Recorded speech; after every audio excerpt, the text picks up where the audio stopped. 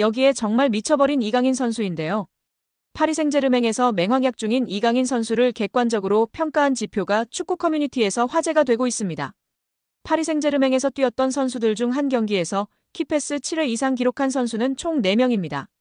모두가 알만한 월클인 선수들밖에 없습니다. 네이마르, 디마리아, 메시, 사라비아 선수인데요. 이 중 네이마르는 3회나 기록할 정도로 파리 생제르맹에서 키패스를 뿌리는 역할을 담당했었습니다. 그리고 이제 이강인 선수가 추가되었습니다. 심지어 이번 시즌만 2번째입니다.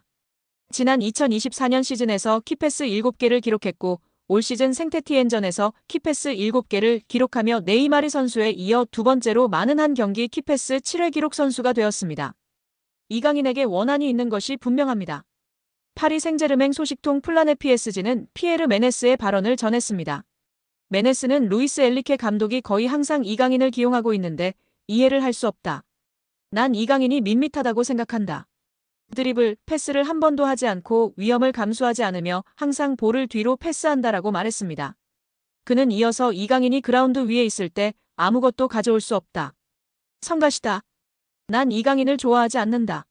적어도 유니폼을 판매하는 일에는 능숙할 것이다라며 비꼬기도 했습니다. 이강인의 유니폼을 한국 축구 팬들이 많이 구매하는데 적어도 이런 일은 잘한다며 조롱한 것인데요. 메네스는 이전에도 이강인을 비판한 적이 있습니다. 이번 시즌 개막전 이강인이 골을 넣었음에도 나는 이강인에 대해 처음부터 의구심이 있었다.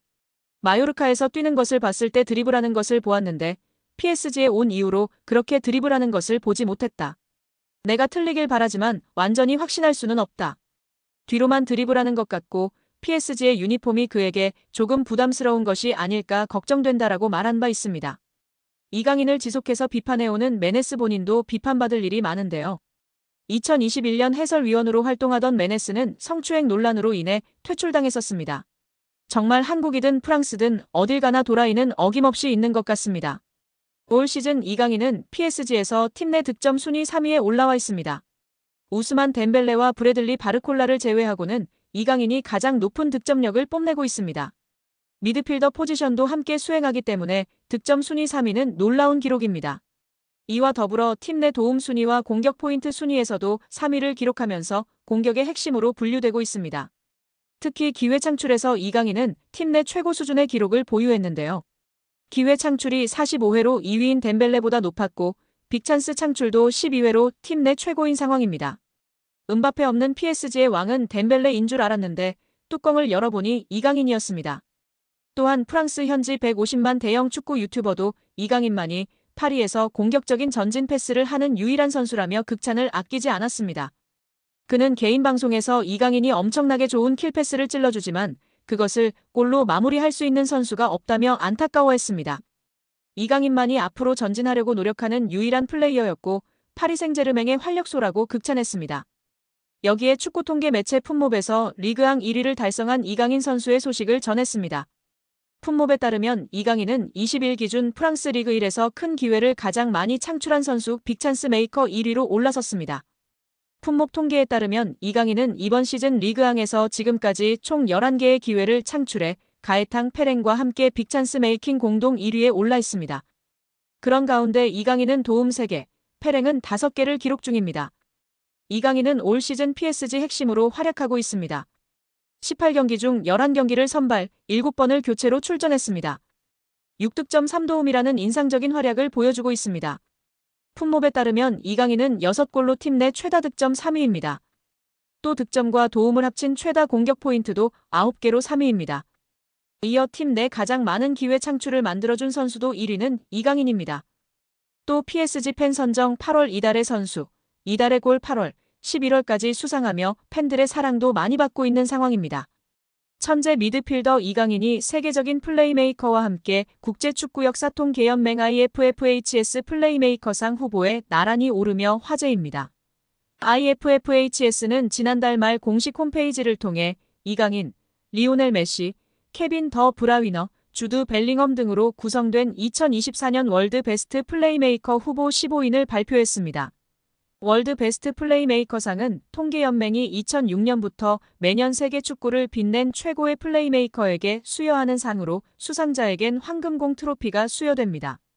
세계 축구 전문가의 투표로 최종 수상자를 선정하며 통상 연말에 수상자를 발표하는데요. 역대 수상자 면면은 화려합니다.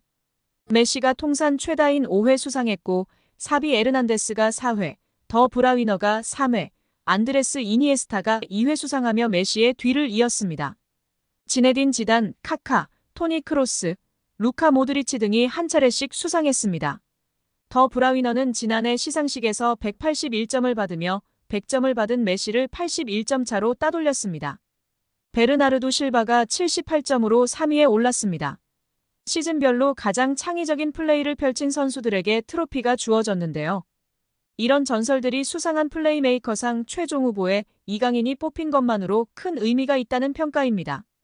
통계연맹은 최근 2시즌 이강인이 공격 포인트뿐 아니라 프랑스 리그1과 유럽 챔피언스 리그에서 선보인 드리블 돌파 찬스 메이킹 등의 능력을 높이 평가한 것으로 보입니다.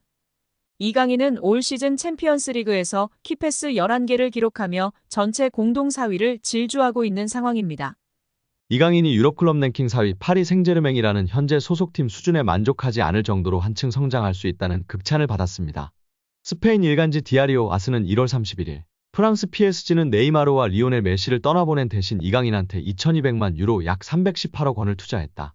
그러나 이강인은 여기서 만족하지 않고 한 단계 더 도약하기를 열망한다며 보도했습니다. 스페인 4대 스포츠 신문 중 하나인 디아리오 아스는 당장은 아닐지라도 때가 되면 더 나은 팀에 합류할 만큼 발전할 것이라 짐작하는 관계자가 있다며 소개했는데요. 현재 유럽 축구연맹 클럽 랭킹 1에서 3위는 맨체스터 시티, 바이에른 뮌헨, 레알 마드리드입니다. 디아리오 아스는 이강인이 PSG를 전성기 마지막 팀으로 여기고 계속 남을 가능성에 베팅하는 것은 도박이다. 킬리안 음바페가 2024년 여름 이적 시장을 통해 떠난다면 또 다른 거대한 축구 선수가 필요한 이유라고 분석했습니다. 이강인은 2011년 발렌시아 유소년팀 입단을 시작으로 2021에서 2023년 마요르카까지 10에서 22살을 유럽 축구연맹 리그랭킹 1에서 2위 스페인에서 보냈습니다. 지난 시즌 마요르카에서는 유럽 5대 리그를 통틀어 네 번째로 많은 드리블 성공을 기록했습니다.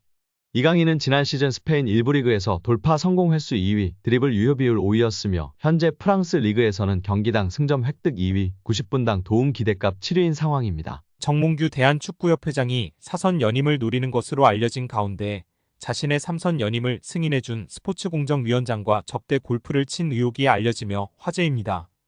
미래통합당 김승수 위원은 체육단체의 협회장은 3선을 하기 위해서는 스포츠공정위원회의 승인을 얻어야 한다면서 스포츠공정이 승인을 받은 직후 당시 스포츠공정위원장이던 김병철 위원장 등 8명을 정몽규 소유의 원주 오크밸리로 초대해 접대 골프를 했다는 제보가 있다고 밝혔습니다. 정몽규 회장은 언제인지는 모르지만 언제 한번 친 적은 있다고 답했습니다. 김승수 위원은 3선 승인을 받고 불과 몇 달이 채 되지 않은 상태에서 스포츠공정위원장을 불러 골프를 접대한 것이 굉장히 부적절한 일 아니냐고 추궁했습니다. 정몽규 취임 후 보조금은 11년간 3배 늘었습니다. 정부 보조금은 연간 최소 110억 원 수준이며 스포츠토토 등 복표 수익 연간 200억 원이 지원되고 있습니다. 주요국 정부 보조금 없거나 의존도 낮으며 피파 랭킹 20위권 국가들은 70% 이상이 협회장은 전문 경영인이 하고 있고 이외 축구인 등이 하고 있습니다. 우리나라처럼 재벌 총수가 회장인 곳은 단 한 곳도 없습니다. 대한축구협회에 연간 약 300억 원의 국가재정이 투입되면서 수익에서 정부 의존도가 약 30%에 달하는 것으로 나타나며 충격에 빠졌습니다. 사실상 정부 재원이 아니면 운영이 어려운 셈입니다. 미국과 일본 등 주요국은 국가보조금 의존도가 낮은 가운데 축협의 재정 자립을 촉구하는 목소리가 나오고 있습니다.